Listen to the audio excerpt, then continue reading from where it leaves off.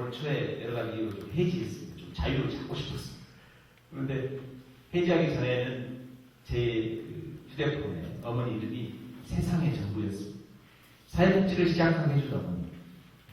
어머니는 독실한 크리스찬이었는데 교회를 어렸을 때 다니셨는데 아버지의 탄압을 뚫고 다니셨어요. 예전에 엄마들이 교회 다니는 것은 우리 아버지 말씀에만 사방대로 다니다녔어요. 그래서 어머니가 추수만 끝나면 저한테 쌀차기 4개를 주시는 거예요. 이거를 동네 어디 놔두고 오라는 거예요. 막내인 저는 초등학교 2, 3학년이니까 어머니가 아버지 몰래 헌금을 빌려서가지고 쌀로 갚는 줄 알았습니다. 저는 절대 어머니를 도와야 한다는 마음 때문에 누구한테도 누설하지 않았죠. 꼭 그것도 밤에 갖다 주라고. 아버지 물을 피하라는 게 있고. 저는 그렇게 생각한 거예요. 내 집에 갖다 줬어요. 제가 19 되던 때 어머니한테 여쭤봤습니다. 어머니, 어렸을 때 왜 그렇게 저한테 그 쌀 남은 집에 누구 집, 제 친구 집도 있고 선배 집도 있을 거 아니에요. 그걸 갖다 놓으라 했어요. 그것도 그 집 몰래 갖다 놓으래요. 그냥 살짝 놔두고 그래요. 대문에 걸어주지. 어디 놔두고 그래요. 이제 여쭤봤더니 어머니는 학교를 다니는 게 아닌데 유일하게 교회 전도사님의 설교가 어머니의 공부의 전부였습니다. 제가 어머니 아라비아 숫자를 가르쳤고요. 어머니의 기억, 니은, 어머니 이름을 가르쳤습니다. 초등학교 때. 심지어 교회 그 전도사님이 찬송가를 543장 어머니가 못 찾아요. 저는 1부터 9까지만 가르쳤습니다. 제가 전도사님한테 가서 자존심 다 버리고 543장 이렇게 좀 해주십시오. 357장. 그럼 어머니가 357을 아니까 찾는 거예요. 그때는 창피해서 그랬었어요. 저는 그래서 복지관의 여러 프로그램 중에 한글 교실 있잖아요. 한글 교실은요, 제가 문 열자마자 하거든요. 남 눈피해서 여기 도시에서 그래요. 그분들 다른 프로그램 안 합니다. 그것만 하고 가져가십니다. 제가 그래서 대구에서 사회복 시작할 때도 그랬고 여기서도 그렇고 항상 졸업식 가족들하고 함께하는 최고의 졸업식을 열어드립니다. 제가 가장 졸업하게 대하는 아닙니다. 어머니 생각이 났어요. 근데 그 어머니가 그런 거죠. 보고 주일날 교회만 가는 목사님, 전도사님이 남을 돕고 살라 하는데 나는 가진 게 없어서 도울 수 있는 것도 없고 항상 부족하게 사니까 추수 딱 끝나면 그때 좀 여유가 있어서 동네 본인 땅 한 평도 없이 남의 땅 농사 짓고 사는, 그래서 쌀 한 톨 밥에다 넣을 수 없는 그 집 네 집을 골라서 어머니가 몰래 도와준다는 소리도 않고 그걸 저한테 갖다 줘요. 그 네 집은 가난한 사람일수록 자존심이 센 거니 몰래 갖다 줘요. 생생내지만. 그래서 제가 물어봤어요. 어머니한테 여쭤봤어요. 어머니 그 네 집은 알아요? 어머니를 도와주지? 그렇게 명절마다 일가 친척도 아닌데 그 자식들 인사하는 거 봐라. 시키고 얻어먹을까 소리는 안 하겠죠. 부모님이. 그것은 항상 가서 세배 드려야 했겠죠. 그래서 저는 성묘, 저희 집 산 밑에 집이라 성묘가 다 들린 줄 알았어요. 지금까지. 근데 어머니 그거 보고 지금 이렇게 손에 드는 걸 보신다는. 저는 그때부터 저희 어머니를 제일 존경하게 됐어요. 하나도 배운 게 없지만 어머니는 그래서 배운 대로 실천하고 그런 분이십니다. 지금 이제 저희 동네 최고령이시거든요. 말이 좀 오늘 한 6시까지 해야 될 것 같은데. 네. 확실하게 하십시오.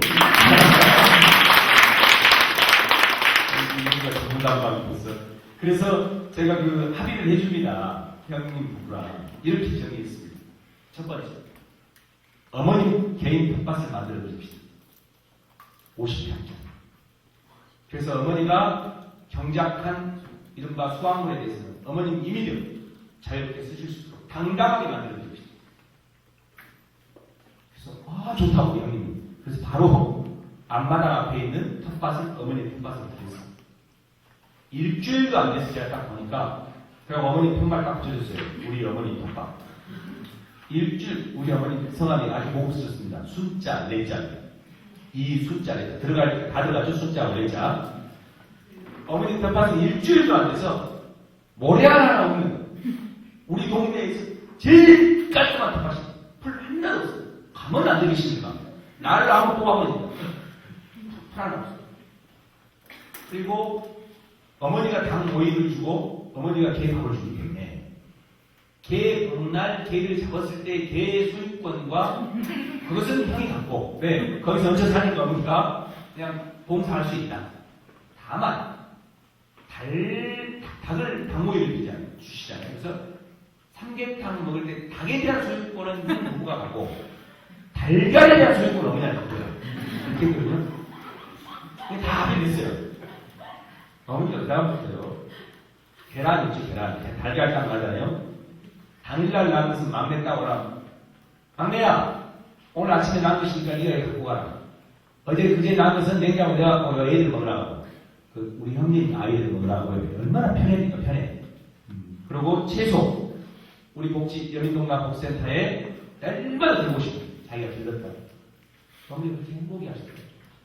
그런데 지금 대표적으로 트럭에서 떨어지셔가지고 지금 이제 텃밭 농사를 못하고 이렇게 집합이 주고 다니시는데 아주 건강하신 분이고 정신도 맑은 분이시고 거기 사진 나와 있습니다.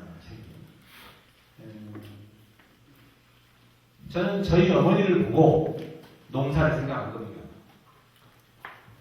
지금은 저희가 11개 농장에 5분에서 8분씩 협동농장 형태로, 왜냐하면 땅이요 마을마다 나와 있어요. 산 밑에 있고 길 옆에 있고 그렇기 때문에 그 농사를 어르신들이 짓게 합니다. 단 어르신 한 분은 농사를 포기하고 사지만 어르신이 집단으로 움직이기 때문에 같이 농사를 짓습니다. 50년 송편 공장 만든 이유도 그겁니다. 처음에 장기요양보험이 도입되면서 영광군에서 그 시설 운영하는 사람 시설장으로 모임하러 갔더니 어떤 목사님이십니다. 시설 운영하는 목사님이 저보고 그랬습니다.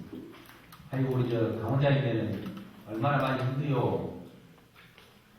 등급 내가 없어가지고 1, 2, 3등급 있잖아요.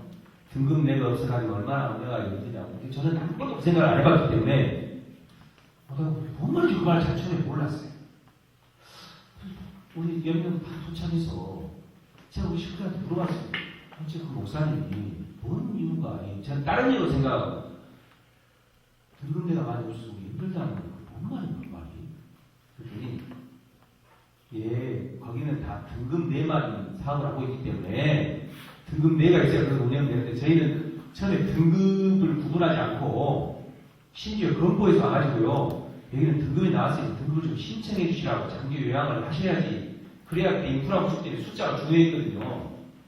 저희는 우리끼리 가난하라는 걸 따로 줍니다.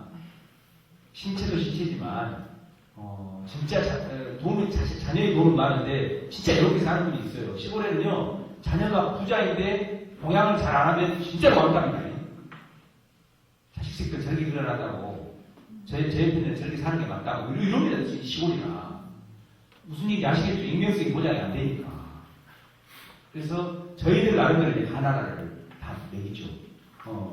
그런데 그 말이 그게 무슨 말이에요? 등급내가 많이 없어서 얼마나 힘드냐 말이. 이 복지관 이 시설 경영하는 데는 맞는 말이겠지만 뒤돌아서 한 번만 더 우리가 방문해보면 동네에 아픈 사람이 없어서 얼마나 힘드냐 이 말 아니에요? 그러잖아요. 저희 요양원은 다 건강하시거든요. 그래서 그래서 지금 우리가 잘못하면 아픈 사람만 눈에 보이거든요. 조금만 좀 진행이 되면 3등급에 들어오거든요. 네? 이 혹시 3등급이요?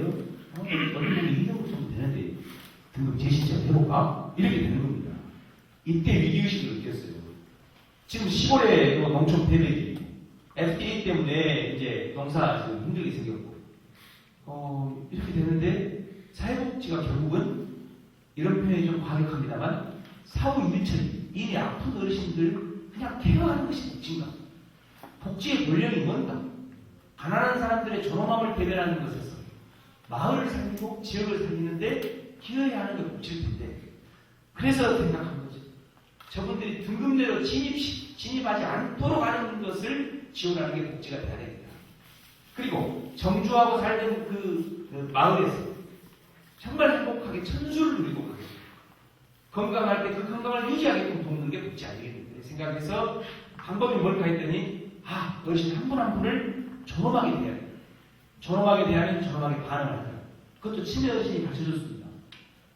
우리 식구들이 전문성이 떨어지니까 열정은 많지만 잘하려고 하는데 예를 들어서 그렇게 치매 어르신이 이렇게 응대하는데 경험이 미숙하니까요.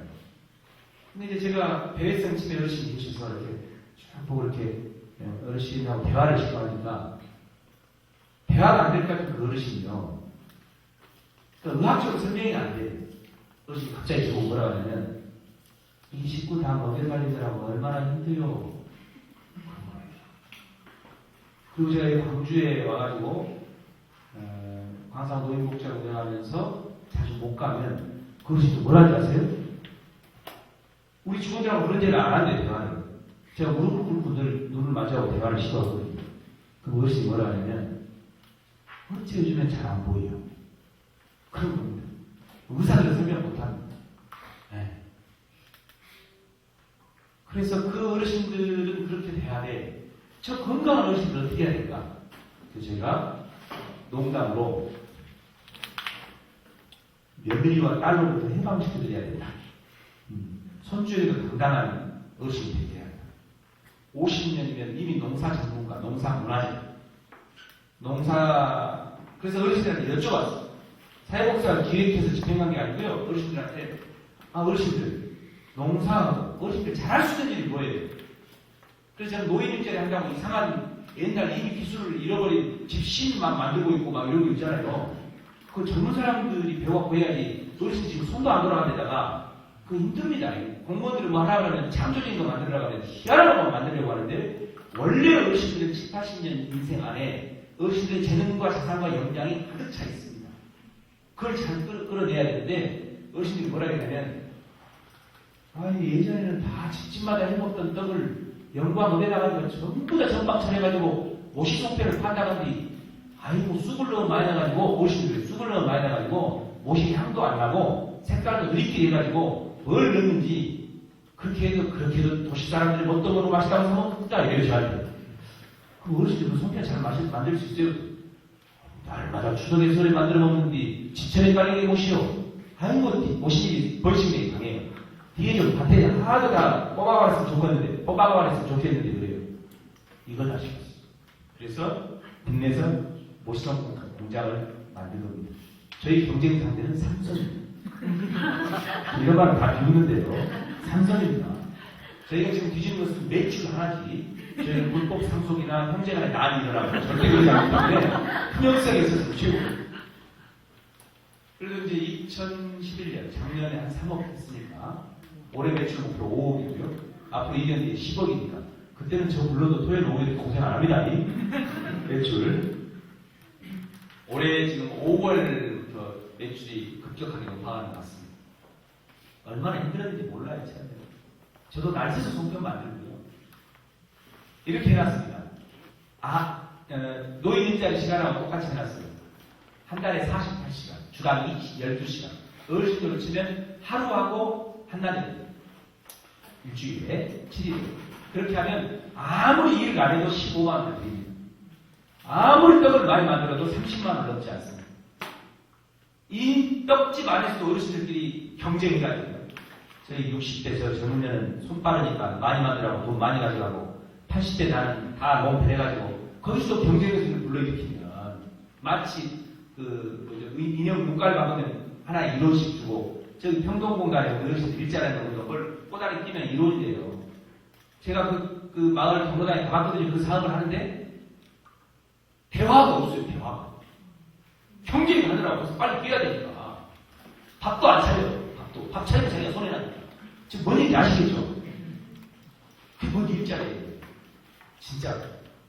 저는 그래서 물론 이제 얼마나 아름답습니까? 내려와서 이거만 해도 15만 원을 주니까 성공했겠습니까? 망했겠습니까? 첫해 확 망했습니다. 일단 모시기 송편은 커야 됩니다. 그라수는 똑같이 떨어집니다. 우리가 기계를 채서 떨어집니다. 그래서 제가 나하고 다 파드려서 이런 크기들을 만드시라고. 근데 어르신들이 본인 맘입니다. 쭈글쭈글하고 길게 만들고 짧게 만들고 그라스도 똑같은데 그럼 쇼핑몰을 그걸 판매를 하는데 주부들이요 귀신이더만요. 항의를 하는데 뭔 떡이 컸다가 작았다 컸다가 팔리겠습니까? 주로 이 모시송편은 저희는 지금 친환경으로 하기 때문에 서울 강남에서 많이 사갑니다. 속 고물 있는 걸 안 사가고 개떡을 사갑니다. 아침에 프라이팬에서 친환경으로 드시려고 강남 얼마나 까탈스럽습니까? 전화해가지고 선물한다고 했는데 떡 크기가 달라요. 또 뭐 또 하냐면 이거 할머니들이 만드냐고 위생 깨끗하게 하냐고 그러면 그 집은 안 팝니다 우리 진짜 안 팝니다. 그런 말씀 하시면 하지 마시라고. 왜냐면 저희 떡집 이름이 연인동락 할매손입니다. 할매손.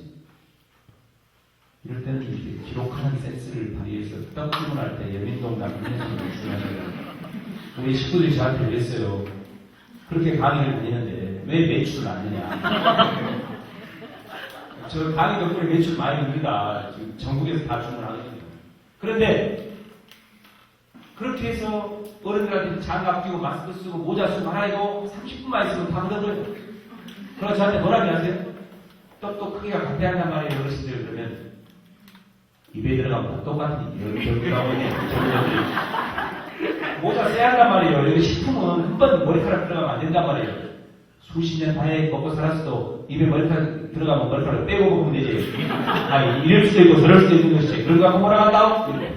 저 1년 만에 망해버렸습니다. 거기서 7명 정도가 열심히 만든 어르신이 있어서 거기를 경영대로 하고 그럼 저 많은 어르신들 뭐 할까? 농사로 바꾼 겁니다. 농사도 어르신들이 가르쳐줬습니다. 저희가 한번 그 600평 개간하면서 실패해가지고 나중에 이제 보를 내고 다른 농사를 좀 지어보자. 배추, 그게 다 우리가 배추 농사해가지고 그걸 김장 낳고 했거든요.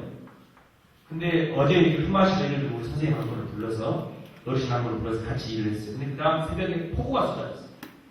폭우가 쏟아지는데 지루하십니까? 좀 쉴까요? 네, 자연스럽게 화장실 갔다 오시면 돼요. 이 폭우가 쏟아졌는데 저희는 보통 젊은 사람들은 이제 아침에 해가 뜨면 논이 어쩐가 밭이 어쩐가 하고 밭에 가볼 거 아니에요. 저 역시 농민들은요 딱 가니까 새벽에 우리 사무국장이 혹시나 어제 일궈놨기 때문에 뚝 무너질까봐 가봤답니다. 되게 연스럽게 출근하기 전에 물로 밭으로 출근해봤대요. 왜냐하면 영농 담당자거든. 다 저희는 노인복지 담당 다 대장을 만들어놨습니다. 노인복지 담당자, 학교 살리기, 행복자들학교 만들기 담당자, 영농 할매손 대표, 영농사업단 대표 다 전 직원의 간부하고 그냥 가본 거예요. 어떤 할머니가 막 고를 내고 있더래요. 배로. 그걸 스마트폰으로 찍었어요. 그 할머니한테 가서 여쭤보고 어르신 여기 우리 밭인데 왜 여기 우리 밭이라고 혹시나 한 카메라 다 가보시고 딴 밭 그러고 있는지 우리는 늘 그렇게 생각해. 우리는 그렇게 안 사니까. 했더니 아이고 일찍 나왔어이 새벽에 잠이 안 옵니다. 젊은 사람들이 올라가고 물을 길을 잘 내줘야 돼. 잘못하면 무너진디. 이런 거예요. 자기 말 아닌데 어르신. 그런 분들은 전문가가 아닙니다. 농사 잘 되는 분을 전문가라는 게 아니라 제가 그걸 보고 그 스마트폰을 보고 눈물이 핀 분들 이런 분들을 우리가 돌봄의 대상으로만 생각하는 게 아니라 정말 자기 삶을 자주적으로 살 수 있도록 우리가 잘 거들어야 된다는 생각이 든 거예요.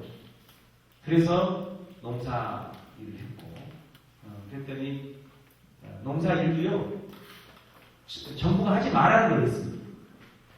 농촌기술센터에서 국산 동북콩 재배를 하지 말라는 거예요. 왜? 우즈베키스탄하고 버마에서요 수폭콩이 들어옵니다.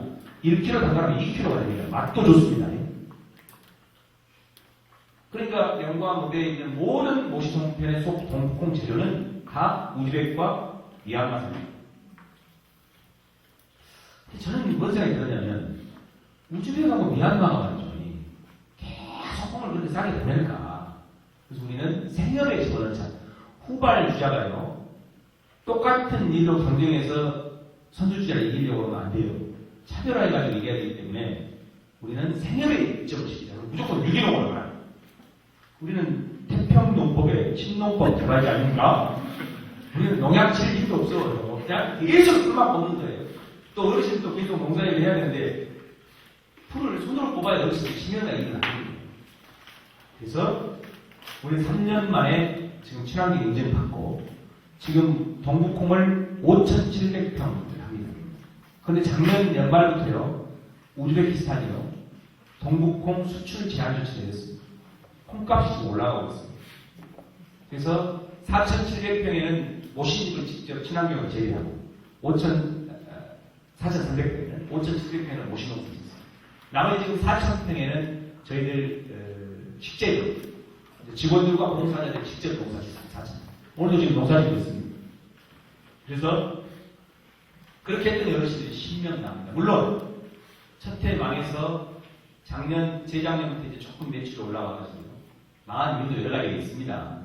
늘 우스갯소리 얘기하지만 어르신들을 그렇게 해놨더니 어르신들이 며느리 얘기만 나오면 일을 집단적으로 중단하는 거예요. 잘 만들고 계시다가 제가 이제 명절 끝나고 인사드린다고 한번 공장에 갔더니 이렇게 얘기합니다.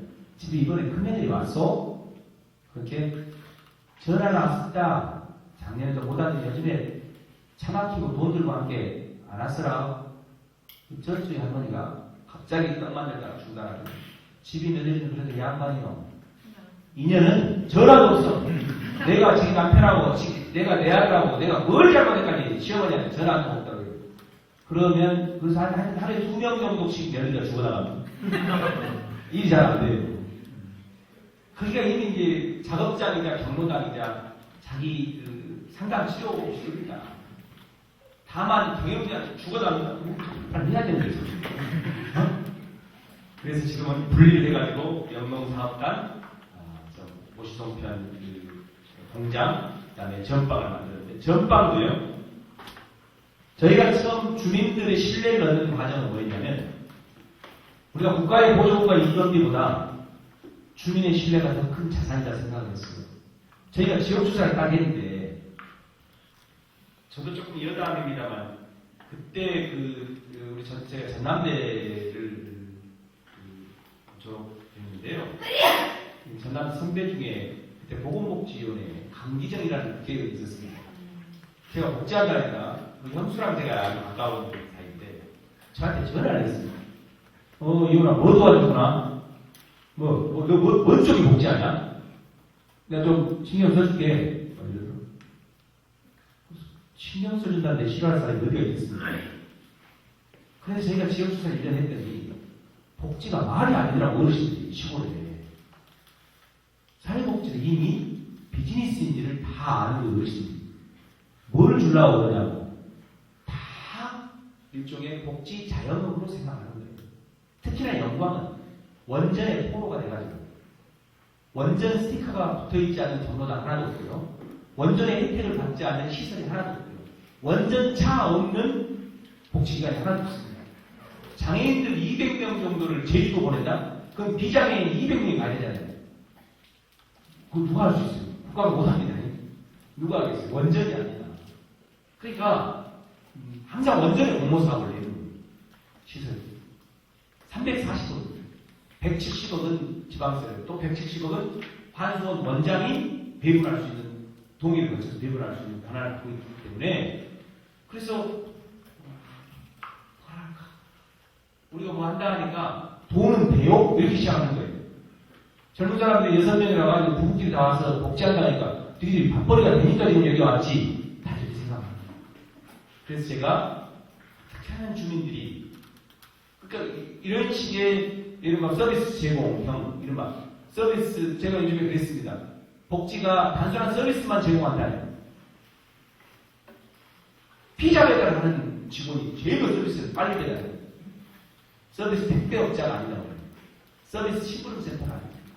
더불어 지역사회가 그 마을 복지기관을 거점으로 해서 어떻게 더불어 함께 살 수 있는, 공생할 수 있는 그런 자연의 힘을 잘 들려주는 것이 복지이지 단순히 서비스 배달한다면 안 된다. 이런 생각을 하는 거죠. 그래 이제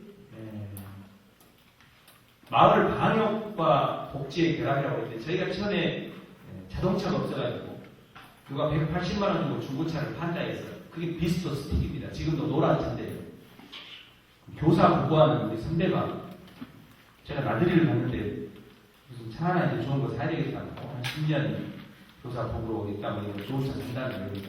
그 차는 중고차에 판다는 거예요. 제가 형, 내 오늘 복지 시작하는데 시골에 저한테 팔주 한 150만 원인가 30만 원 깎아가지고 한 말 안 하더라고요.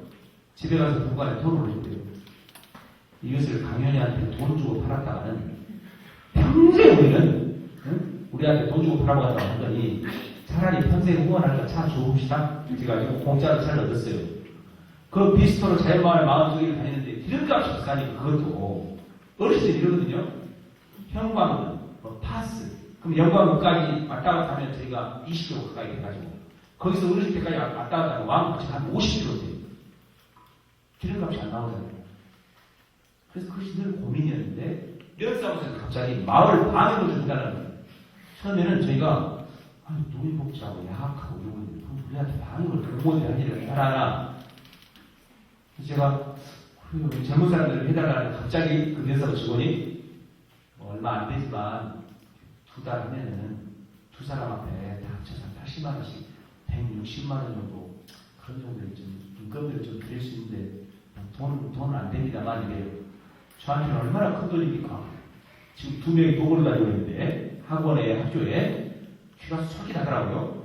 그래도 너무나 가난한 척하면 안 되니까 우리 동네로 들어가는데 제가 우리 식구들하고 의논을 해가지고 그랬더니 그 다음에 또 뭐라고 하냐면 기름값도 다 대줍니다. 그리고 기름이 많이 남기 때문에 난방료로 전환해서 준다는 거예요. 그러니까 방역사업비로 나온 돈이 방역을 제대로 안 해가지고 기름값이 남는 거예요. 그걸 센터에 경유 샀다 해가지고 난방료 넣어준대요. 아무리 이제 좋은 가치지만 경영해보세요. 돈 10만원도 기회해가지고 제가 긍정적으로 공부하겠어요. 뒤에서 아싸 그랬어요. 저희가 제일 먼저 산 차가 트럭입니다. 통합 중고 매매상에 330만원 주.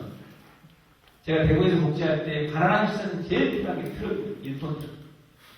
제가 여기 동부센트레빌부터 강주의 고급 아파트 있죠? 수희 아저씨들하고 다 가난한 연대를 다 맺어놨습니다. 좋은 물건 나오면 반드시 전화를 주십시오. 수희 아저씨 최고입니다. 왜? 요즘에 책장이랑 버릴 때 돈 주고 버려야 되죠? 의자랑? 뭐 수희 아저씨 우리가 가져가면 어떻게 됩니까? 돈 남잖아요. 고급 아파트 가야 됩니다. 주공 아파트 가면 좋은 거 안 나옵니다. 수희 아저씨들이 저한테 수시로 전화했어요. 거의 완전히 줘도 남아 줘도 유리까지 가져가서 빨리 가져가서 다 안 가져가서 우리만 가져가. 수희 아저씨 빨리 가져가라고 그래. 오면은 수희 아저씨 다 실어주지요. 물론 수희 아저씨도 늘 지혜를 발휘합니다. 꼭 우리 필요 없는 것도 꼭 실어줍니다. 아저씨 이걸 필요 없는데 젊은 사람들 좀 개운하게 인심 있어가지고 가져가봐. 이거까지 개운하게 실어가지고 이거 어디다 또 버리겠냐고. 저희 비좁은 여민동남 창고에는 샹드리의 등이 7개 있습니다. 도저히 시골에 쓸 수 없는 아파트 글씨에 있는 거 있잖아요. 그 수희 아저씨가 항상 저한테 했던 말이 있어요. 진짜 한번 인사 한번 드리러 가야 되는데 이제는 전화 안 하시거든요. 저희가 TV, 집마다 TV 다 만들었어요. 무슨 디지털 TV인가 뭐 평면 TV로 뭐 벽걸이 TV 바뀌면서요. 멀쩡한 TV 뒤에 빽싹한 거 있잖아요. 이렇게. 그래도 화면도 커요. 뒤까지 나왔으니까 그러지만 다 내려가요. 멀쩡한 겁니다. 또 좋은 아파트로 우리 인생의 꿈이 그러잖아요. 아파트 평수 늘리는 것, 자동차 대기량 늘리는 것, 노후 보장한다고 보험 들다가 70대에서 돌아가셨고 끊임없이. 그러고 컨셉 수야씨 말이에요. 젊은 친구들이 그런데요. 이사 가고 어째 이렇게 생활을 버린대요. 제가 그러면 컨셉을 바꿔야 하나요? 컨셉을. 주부들 이사 가고 컨셉을 바꿔야 한다고 싹 버린대요. 저희는 초창기 2년 동안 새 거라고 하나도 없었어요. 그 수야씨가 항상 저한테 했던 말이 있습니다. 요새 젊은 친구들이 돈이 많은 건 생각 미친년들이 많단 말이고 제가 칼럼을 써놨습니다. 여민동락의 초창기는 이름도 명예도 없이 여민동락에 기부를 해준 여러 미친년들의 기부를 해 우리는 먹고 살 수 있었습니다. 정말 그 트럭 다 신고하거든요. 책장 하나하나 바꾸고 왔는데 이제 좀 되면서 새 물건도 살 수 있었고 저희는 처음에 컴퓨터 있잖아요. 원인도 다 아주 좋았습니다. 전남대학교가 예를 들면 그 몇 년에 한 번씩 그걸 바꾸대요. 저 군청 이런 데도 그걸 바꿔요. 제일 먼저 나가지고 철제 이런 거 공간이 없으니까 그 철제를 밖에 내놔도 이렇게 뭔가 씌워놓으면 쓸 수 있으니까 그렇게 다 썼죠. 그래서 그 트럭을 제일 먼저 사왔더니 어르신들이 이제 뭔가 주문을 하면 저희들이 어르신한테 좀 기다리라고 하는데 왜냐면 마을이 머니까 어디서 파스 주문이 왔다. 마을에 약국도 없고 다방도 없고 아무도 없어요. 요량에 전방도 있다가 작년 연말에 없어졌어요. 뭐 때문에? 이문이 남지 않는다는 이유.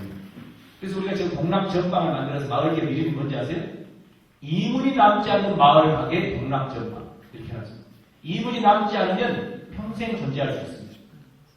왜? 거기서 수익을 내려고 생각 안 하니까. 적절하게 일하는 이들의 급여 정도. 거기서 많은 걸 벌지 않으려고 하니까. 복지와 전방이 통일시켰어요. 그래서 마을 방역도 그 트럭에 우리 자차 트럭을 써야 돼요. 거기다 방역지를 싣고 자유마을 42개를 예전 같으면 어떤 할머니가 파스 사달라 하면 그 다음날 그 옆 동네를 다 뒤집니다. 혹시 여기서 뭐 필요한 거 저희 뭐 도와드릴 게 없어요. 그러면 그 블럭을 같이 갔다 오게 돼 있어요. 기름값 아끼려고요. 그런데 기름을 무한대로 데리다 보니까 저희는 트럭에 기름을 경유를 넣고 여기 무슨 회의 있죠. 영광 회의, 도청 회의도 다 트럭 타고 다녔습니다. 몇 사람씩 계속 계시니까요. 트럭 남는다는데 안 바뀌니까 이어진다. 그래서 저희가 너무너무 좋아했어요. 왜? 해 뜨기 전과 해 지고 나서 낮에 업무 시간과 충돌하지 않고 자연마을을 다 다닐 수 있는 무기가 만들어진 거잖아요. 동국자가. 거기에 한쪽에 사회복지사가 딱 합니다. 줬어요. 그리고 운전 제일 잘하는 일명 후진 100km라고 있습니다. 우리 직원 중에 후진 100km. 농로가 다 이렇게 지네들 많이 가잖아요. 뒤도 안 보고 막 빨리 가는 거예요. 야, 100km는 되겠다, 지금. 후진을 빨리 하면 속도가 엄청 큽니다. 천천히 가. 형님, 내가 한번 실험해봤거든요. 여기는 뒤를 보면 안 되니까 핸들 빨리 막 밟아줘야 저 끝에까지 갑니다. 그냥 뒤를 보면 이렇게 사람이 돌리게 됩니다. 그래서 내가 별명은 후진 100km다. 그 후진 100km는 운전합니다. 그리고 옆에 사회복지사 탑니다. 마을마다 아침 저녁으로 다니잖아요. 비오면 하면 안 되는데 저희는 비오도 합니다. 면사도 지금 그래서 그만 좀 하시라고. 비오면 이거 오면 왜 다니냐고. 그냥 다닙니다. 소리를 내면 어르신들이 사회복지사 온 줄 압니다. 방에서 방해입니다. 그리고 우리는 그게 개원했을 때 그 당해 연도의 여름입니다. 우리는 마을마다 들어가면 절대 한 일만 딱 지나가는 게 아니라 입구에 사회복지사 내려요. 사회복지사는 쫙 마을을 돌아다니고 30분 뒤에 와서 다시 만나려고 해요. 한 사람은 방역하고 한 사람은 방역 소리 듣고 할머니 또 나와. 파스 필요한 사람은 아니면 뭐 어디 면사를 사람, 끊어지는 사람, 돈 찾아달라는 사람 이런 건 나와요. 돈 안 드리고 방역도 어르신들이 스톱할 때까지 해줬습니다. 외양간에 좋아하겠습니다. 트럭에다 여민동락하고 깃발을 꽂고 다니거든요. 이게 뭐라 하면 면상도 할 때는 대충 하더니 여민동락이 아니라 개운하게 한다. 내가 몇십 년 방역 때만 이렇게 개운하게 기분 좋게 해진 방역을 처음이에요. 어르신 어떻게 해야 될까요? 그러면 여기는 모기가 많으니까 외양간에 세게 싸잖아요. 스톱하십시오. 스톱할 때는 싸봐요. 양이 남으니까요. 그 다음에 집집마다 다 들어간 거죠. 헌신 없이 신뢰 얻는 것은 어렵습니다. 네. 전 지역운동에서 핵심은 그런 헌신을 통한 신뢰를 확보하는데 그러면 주민들이 그걸 모르냐? 금방 압니다. 그 진심을 알아차리는 해안이 있어요. 그래서 어디죠? 마당마다 이렇게 돌아다니고 집에 들어갔어요. 사상 최초로 방역차가 앞마당에 들어간 겁니다. 대밭에 싹싹 어르신들 전부 다 문 열고 기다립니다. 다만 사실 좀 죄송하게 됐습니다. 방역의 99%는 경유입니다. 1%만 약을 듣는 겁니다. 경유하고 약하고 합쳐져서 뿌연 연기가 나는 겁니다. 건강에 절대적으로 안 좋습니다. 그 소 몇 마리 죽었을지 모릅니다. 너무 많이 저기 먹어가지고. 여기 무각사에 주지스님이 창학스님인데 여기 무각사에 저를 많이 좀 도와주시거든요. 봉사자로 오시고.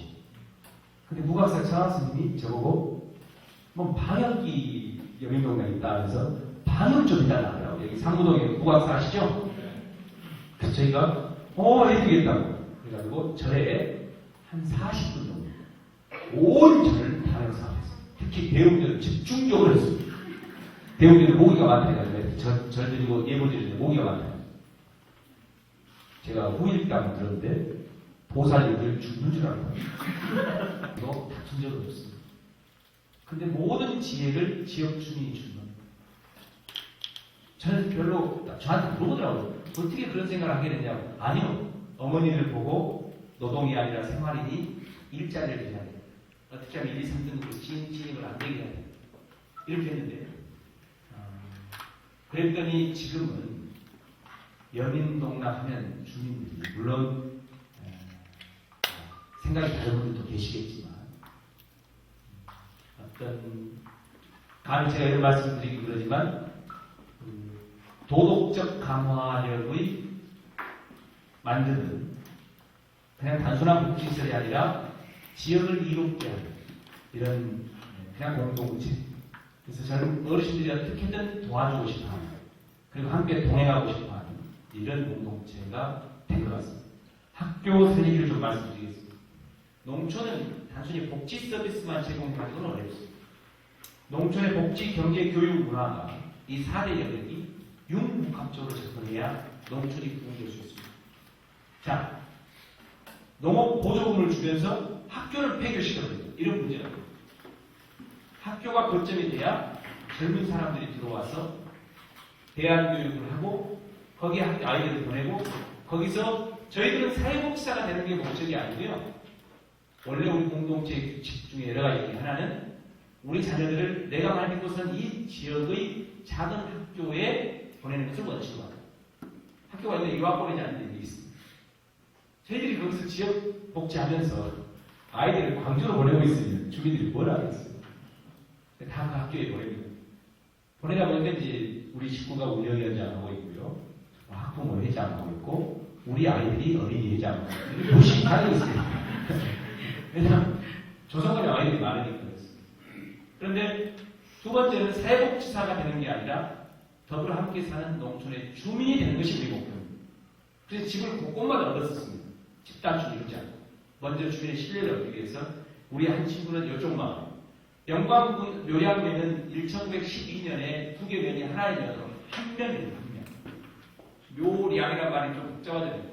묘장면과 황량면이 합쳤습니다. 묘량면 일제가 통폐합 시킨 겁니다. 아직도 지역 간 본이 있습니다. 그래서 항상 어른들이 이쪽 저쪽을 그래서 저희들이 어떻게 하는지 아세요? 여민동락은 이른바 소재지가 있는 묘량의 영남입니다. 묘량면의 영남이라는 거기에 면사무소, 우체국, 보건소, 농협이 다 있어요. 그 두 개 면이 합면되면서 이쪽이 유지들이 있었겠죠. 싹 뺏어가고 있어요. 저쪽은 그야말로 황량면, 황량합니다. 그 도로가 뚫려가지고 영광에서 들어간 도로 있잖아요. 그래서 면이 다 쪼개져 있어요. 그건 늘 피임식이 있습니다. 그래서 저희가 공장을 어디다 짓는지 아세요? 우리 여민동락하고 8km나 떨어진 저한테 전부 다 와서 경영 컨셉을 한 사람이 그랬어요. 아니, 직접을 해야지, 직접. 다 알죠. 직접 해야 되는 거 알죠. 그런데 우리는 비즈니스가 목적이 아니라 지역 공동체를 어떻게 더불어 사는 그야말로 공생의 공간을 만들 것인가가 중요했기 때문에 100년 동안 해결하지 못했던 지역의 그 지역 간 간극의 격차를 좁혀보자 해서 그 다른 면에 공장을 짓습니다. 불편합니다. 한번 왔다 갔다 길값 8km 모아놓고 16km인데 식구들 점심은 같이 먹어요. 저희는 밥상 살림을 잘해야 된다 해가지고 전체 식구들 따로 먹으면 안 됩니다. 점심을 함께 밥상을 같이 모여서 토론하고 회의하고 그래서 8km 또 차 타고 와서 밥을 먹어야 돼요. 어느 사람마다 저한테 전화 와갖고 저한테 그래요. 이런 생각을 잘못했다. 그럼 이걸 설명을 할 수가 없잖아요. 그 뭐 100년이 어쨌든 역사가 어쨌든 그래서 그런 시간이 사실 되어 있습니다. 그리고 그 마을에 우리 집을 아예 짓고 살도록 했습니다. 그랬더니 주민들이요 모든 지역 간 갈등이나 그 마을별 분쟁에 심판자 역할 누가 하고 있는지 아세요? 여민동락이에요. 왜? 여민동락 공정하게 보이잖아요. 한쪽에 편협되지 않잖아요. 그리고 그냥 이렇게 이른바 제스처만 하는 게 아니라 직접 들어가 살고 있잖아요. 그래서 그런 것도 이제 우리 공동체가 토론을 하는 거죠. 여기서 우리가 어떻게 해야 되냐. 여럿이 모여서 하니까 조금 불편하고 돈 안 되고 효율적이지 않다고 평가는 받지만 그래서 그런 것을 일종의 화백회의를 합니다. 공동체 화백회의. 그래서 이제 그렇게 결정을 했는데 학교도 어르신들한테 이런 게 있습니다.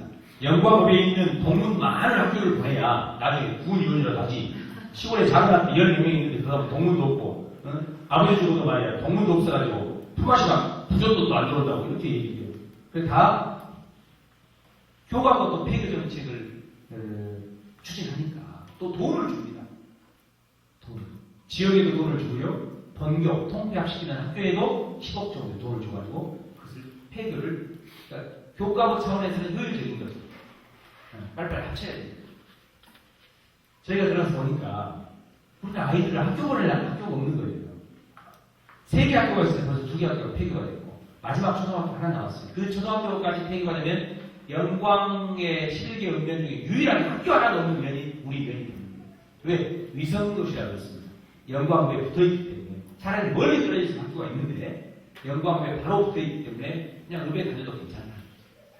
그래서 저희가 제일 어려운 게 학교 살리겠습니다. 저희가 야합을 하는데 지역복지에서 우리가 경계해야 할 것은 사실은 제가 볼 때 이것도 경험사 이론이 나온 게 아니라 물론 이제 학교다닐 지역복지로 보면서 그런 있겠지만 독점을 피해야 합니다. 좋은 일일수록 분점해야 합니다.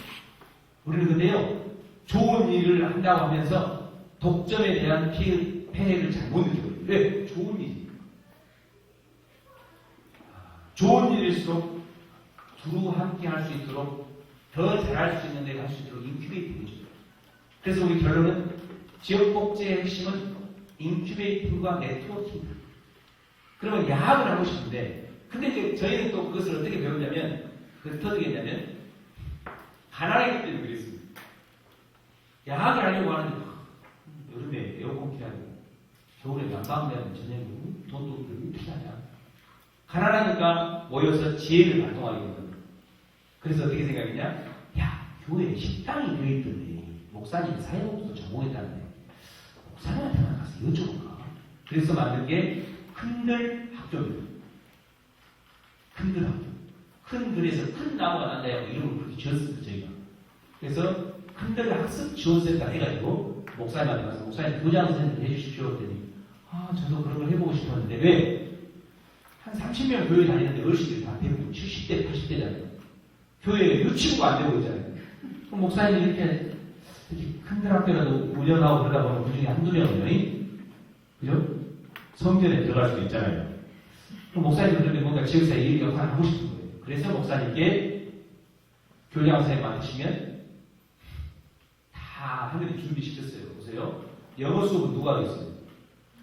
그 학원에 가서 1년 동안 입시학원에서 훈련받았던 광주 입시학원에서 1년 동안 아이들을 가르쳤다면 거의 영광에서는 쪽집게 강사로 포함이다. 두 번째, 무학몽탄 중학교에서 과학선생. 지금은 과학을 가르치고 과학선생 두 번째로 수학이 가능합니다. 제가 전남대 국문과를 제가 논술이 가능합니다. 우리가 최고 강사들이 이미 모여가지고 저녁에 야학을 하거든요. 그래서 공부를 시키고 일주일에 이틀 공부하고 나머지 놀고 있습니다. 애들이 교회에 가가지고 놀기 시작하는데 목사님 사모님 얼마나 좋아하는가. 교회에 생기가 돋으니까. 그리고 꿈이 있었겠죠. 언제가 저들을 다 인도하리라. 애들은 교회 때문에 간 게 아닌데. 그러면 사모님이 좋아가지고 간식을 내놓기 시작해요. 애들이 집에 가면 재미없잖아요. 그런 사람이 없어요. 집에를 안 가. 그러면 저녁 먹을 시간이 지내도 안 가. 사모님하고 목사님하고 애들하고 밥을 못 먹을 거 아니에요. 저녁기로 와갖고 밥 먹자고 쟤들 팽개칠 수 없고 결국은 사모님이 저녁 급식을 하기 시작했습니다.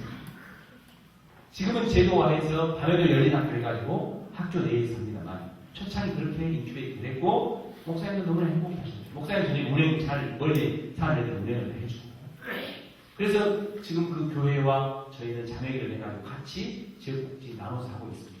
궁극적으로는 현재 장기 요양 사업에 관련해서는 제가 그 교회가 운영할 수 있도록 건물을 주어지면 좀 특화시켜서 할 수 있도록. 왜냐하면 지금 이 장기 요양 몇몇 어르신이 계신데 이것 때문에 이 서류가 말이죠. 그러니까 지역 활동가를 좀 자유롭고 차이되게 하고 싶은데 그 지금 제도에 묶여가지고 또 근무 직원의 여러분들이 별로 공손하지 않습니다. 왜? 민원이 많고 스트레스가 많으니까. 물론 여민동 나가면 인정해주고 좀 쉴 수 있어도 살다 보면 이럴 수 있지요. 이러지 돈 빼먹으라고 어떻게 했거나 이런 얘기 안 합니다. 그리고 가능하면 저희가 장기 요양 사업 하는데 자꾸 안내해드립니다. 왜냐하면 장기 요양 대상자는 저희 아니라도 눈에 불을 켜고 열심히 하고 있습니다. 복지를. 거기서 다만 우리 여민동에 오시겠다는 분들 계시고 친구들이 있습니다. 근데 그 서류 때문에 어쨌든 그 교회 목사님이 사회복사 자격증도 있고 또 지금 몇 년 동안 훈련돼가고 계시기 때문에 그렇게 좀 나눠드릴 계획을 갖고 있습니다. 어쨌든 그래서 학교를 살려야 되겠다 싶어서 했는데 이것도 사연이 있습니다. 저희가 성탄절에 산타크로스 복장을 입고 그 연말에는 세븐일레븐이나 이런 데서요 기부금 영수증이 좀 필요하기 때문에 급작스럽게 후원을 합니다. 그런데 이제 누가 소개했다가 후원을 하더라도 좀 어려운데 하고 여민동락은 하여튼 전략이 주요했던 것 같습니다만 공직자들도 후원하는 게 있으면 저희한테 제일 먼저 보냅니다. 여기는 도와줘야 돼요. 왜냐하면 저는 영광군청을 한 번도 복지 문제로 가본 적이 없습니다. 1년 6개월 지나니까 군청 직원이 오기 시작합니다. 저희가 환대했습니다. 왜? 민관이 함께 해야 됩니다. 정말 저희들은 좋은 이렇게 저희들이 일일이 고생한다고 그거 필요합니다. 공무원이 요즘에는 공공복지사라거든요. 공무활동가예요. 그분들은 민간을 감시하는 역할을 하고요. 우리는 피의자 되듯이 하면 안 되고요. 우리가 같이 협력해서 해야 하는 게 너무 많아요. 공공업을 보는 분들이 영향이 요즘에는 저희 민간이 못 따라올 만큼 자기 준비가 많이 돼 있어요. 여기 공무원 계세요? 네. 말 잘해야 되겠네요. 그러시군요. 그래서 작은 엽서에 애쓰신다. 특히나 일선 공무원은 고생 많이 하잖아요. 과장님이나 대학 이렇게 계시고 회장님은 이 정도입니다. 구급은요 허리를 펼 시간이 없습니다. 전화 받고 민원협대하고 하더라고요. 그래서 이렇게 존대를 해드렸더니 저희한테 가장 큰 성과는 16년 그러니까 정년퇴임하는 이 주민생활지원 과장님이 사독 서기관으로 정년퇴임하는데 그분이 복지업을 16년 만에 자식들이 다 잘 됐기 때문에 자서전을 한 번 낸 거예요. 그 자서전 안에요. 본인이 16년 복지하는 동안 이상적 복지 모델 두 군데를 해놨는데 그 중에 하나가 유럽, 그 중에 하나가 여민동락 탐방이라고 써가지고 여기처럼 해야죠. 그게 자기 최고 고참 선배가 정년퇴임하면서 자서전에 그분이 자서전을 얼마나 찍어가고 전남도 공모를 앞으로 했을 거 아니에요. 그죠? 그럼 그때부터 문의가 오기 시작해가지고 지금도 이렇게 공공업무를 보는 분들하고 가능합니다.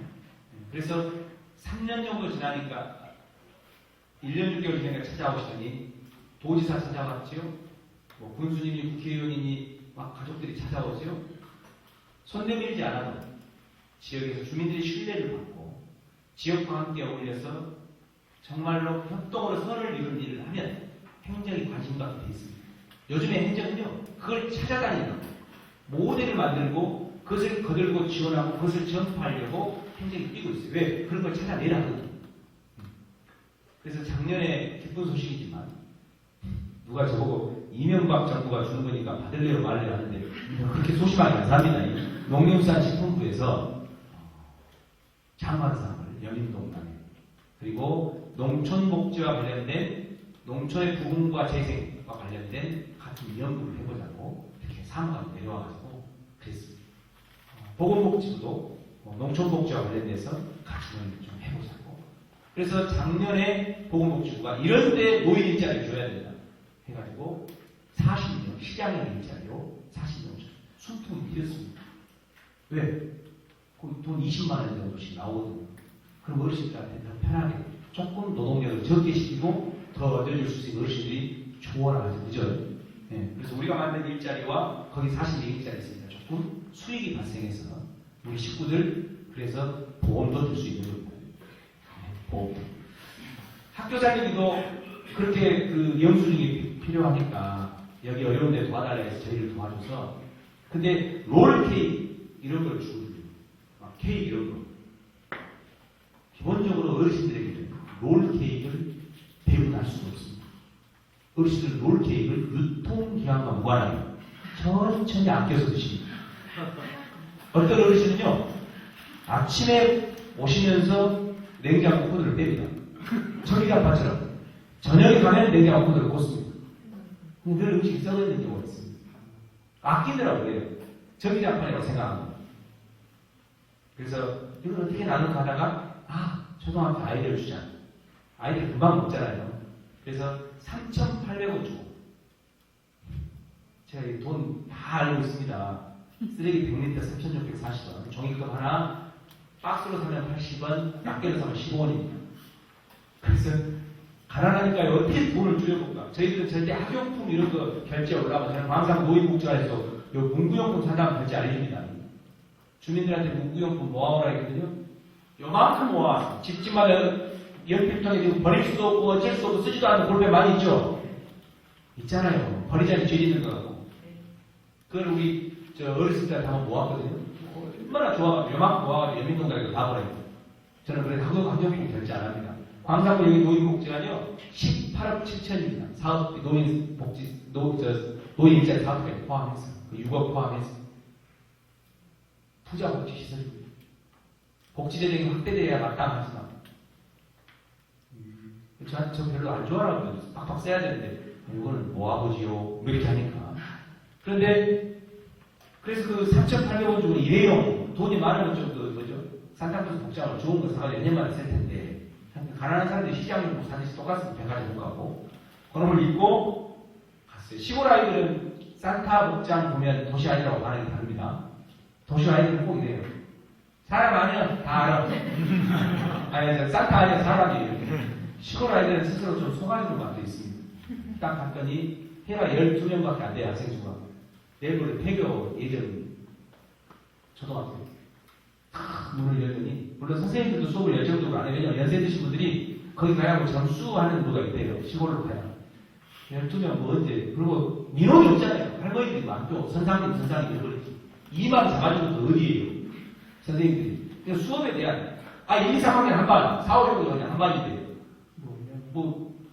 선생님 교감 선생님도 없고 정규 선생님 누군 기가한데 누구 뭐 이런 식으로 그냥 갇히는 거예요. 그냥 점심 먹여주고 애들 데리고 있는 거예요.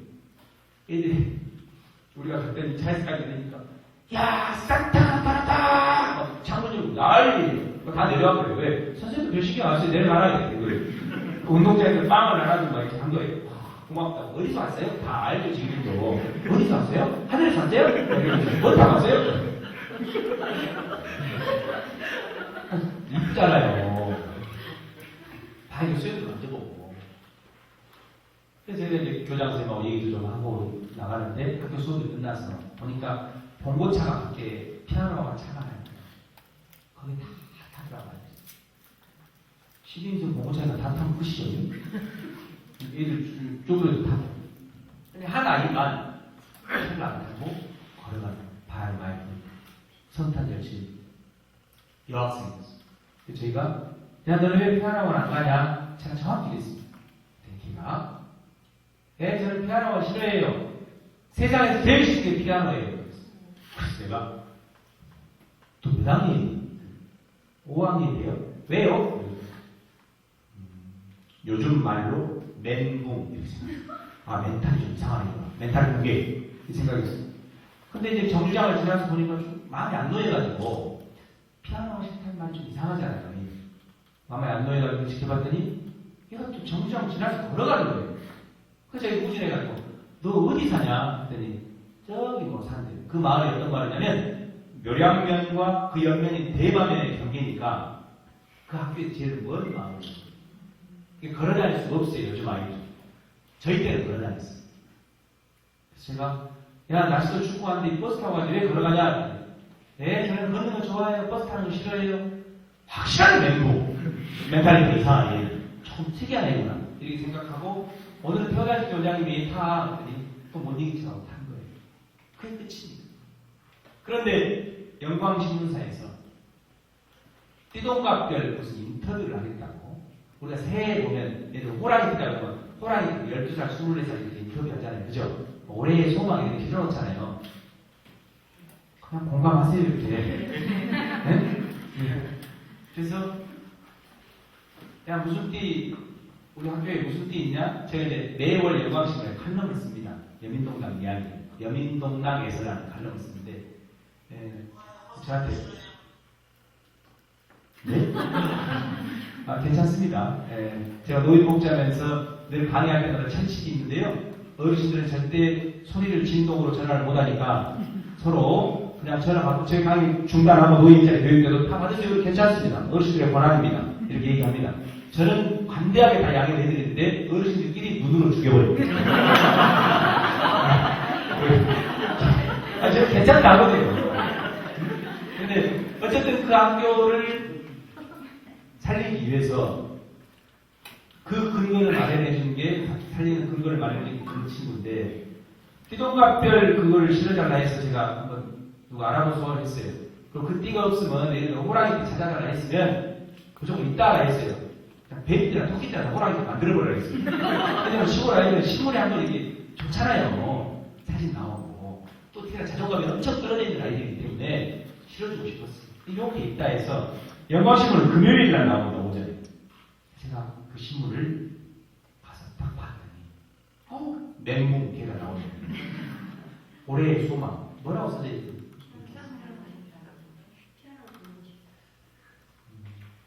가능하기만 하다면 피아노를 배우죠.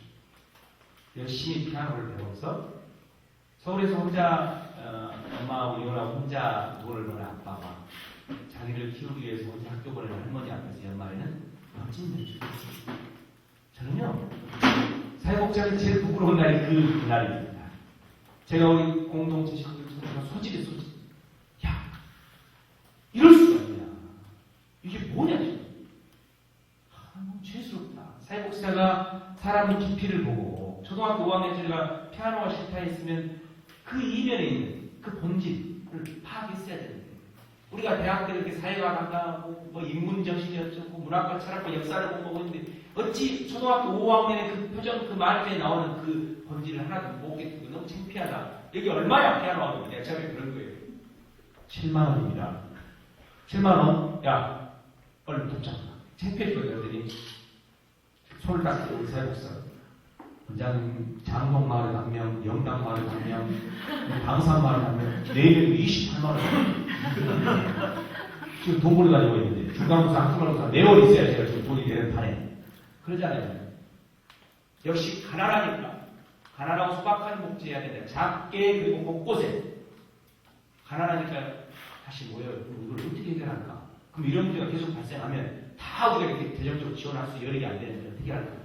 그래서 지역 주민들에게 여쭤보고 이장을 찾아가고 상황이 이렇네요. 근데 여민동당만의 힘으로는 안 될 것 같아요. 만약 우리가 부자 먹고 돈이 많았으면 얼른 지원해버리겠죠. 그리고 막 공모사 막 신청하는데 생각하는데 어디 프로포즈를 낼까? 얘는 벌써 지금 피아노가 못 다니거든요. 지역 주민들이요. 어떻게 알겠어? 이장은 걔가 피아노를 다니지 안 다니지 모르죠. 부끄럽다고 미안하다고 이런 줄 몰랐다고. 그 불쌍한 지금 아버지가 불쌍하다고 지금 엄마가 지금 나가고 있어. 응?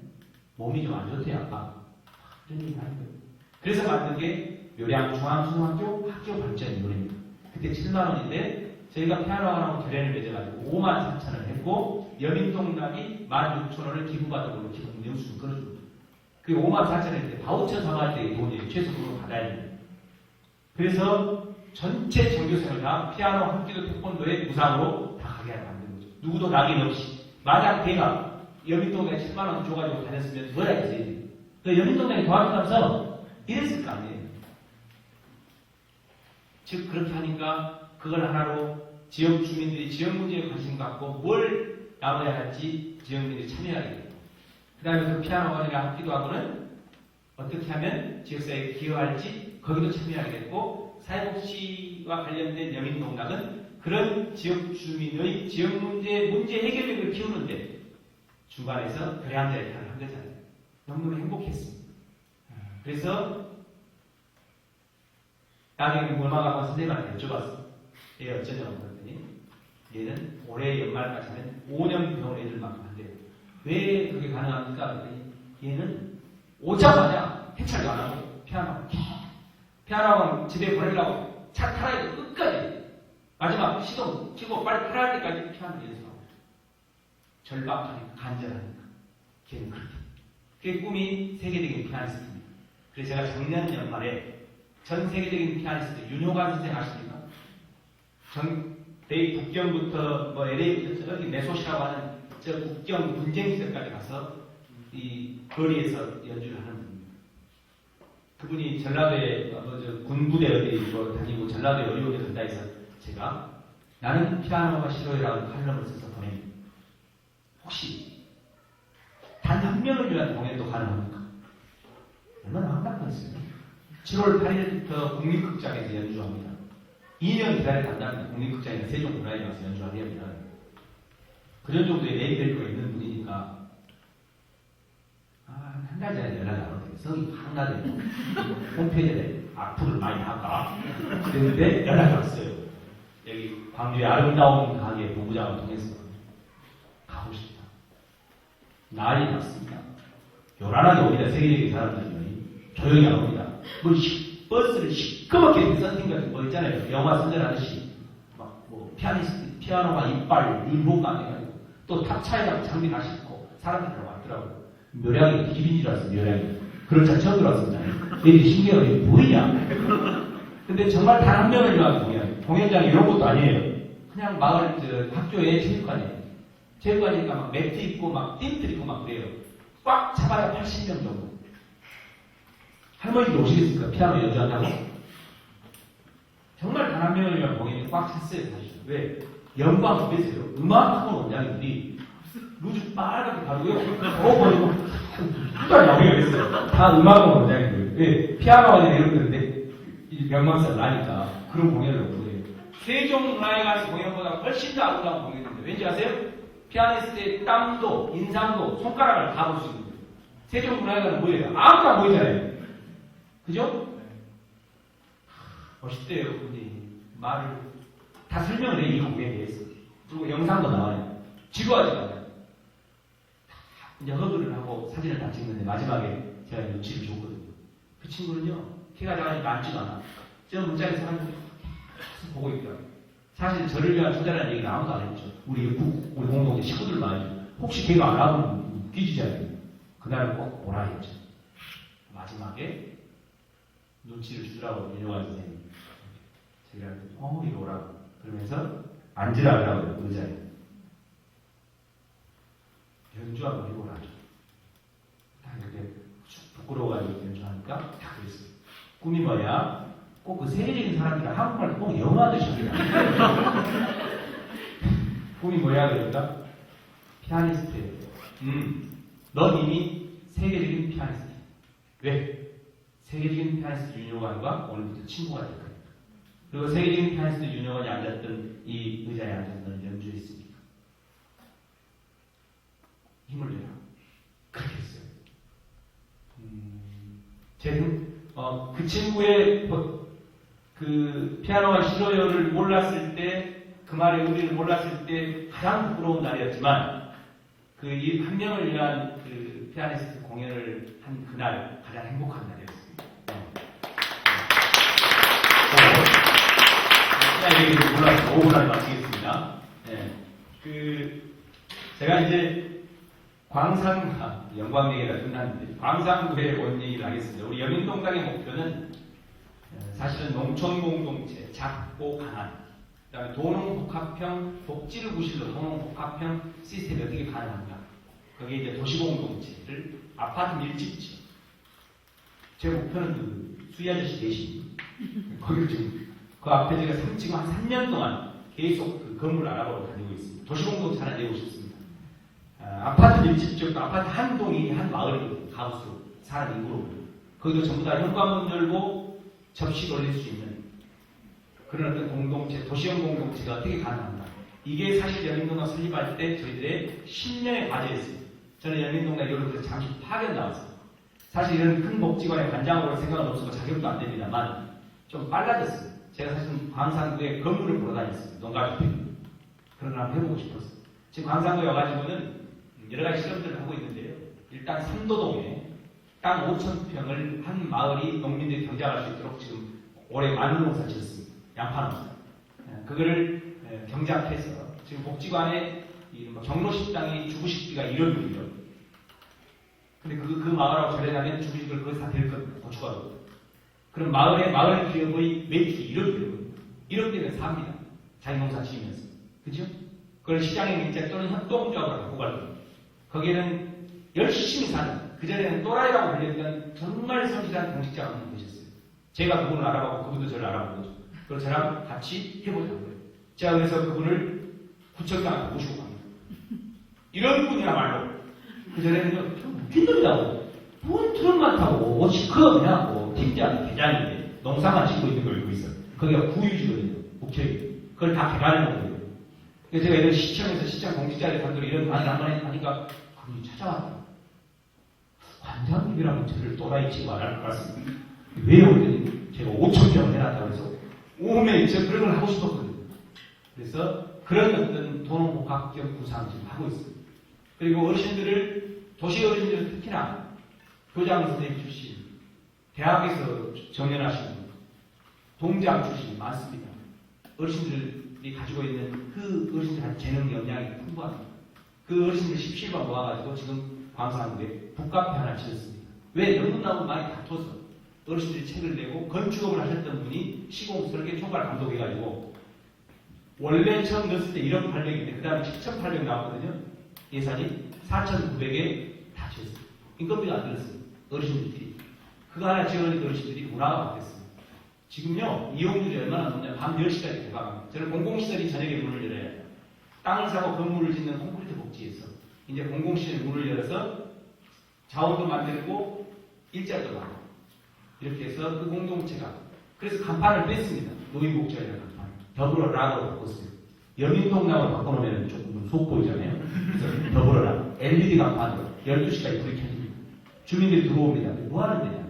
아니, 복지관인데요. 저녁에는 마을 학교를 열어서 지금 주 200명이 저녁에 마을 학교를 이용합니다.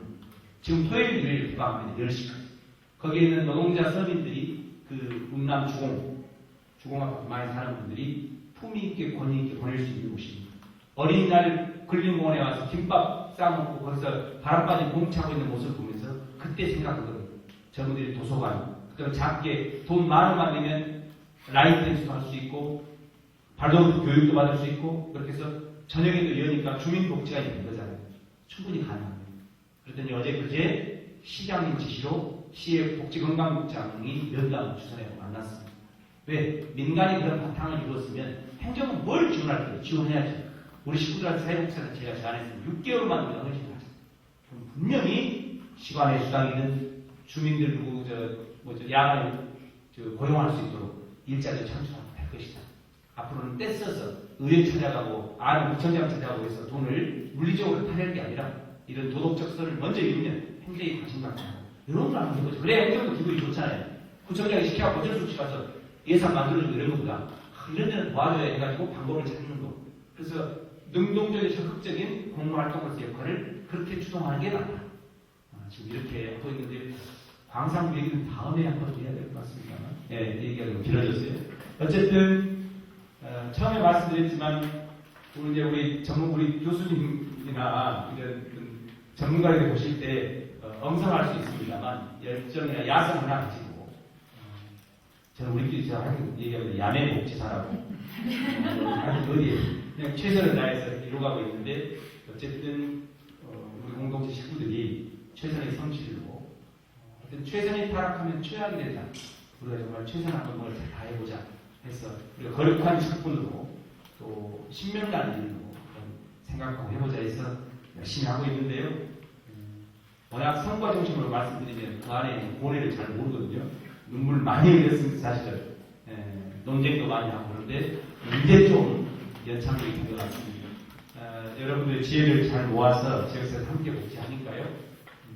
열심히 하나하나 실패를 하더라도 그냥 잘 배워가면서 열심히 하겠습니다. 마치겠습니다. 감사합니다.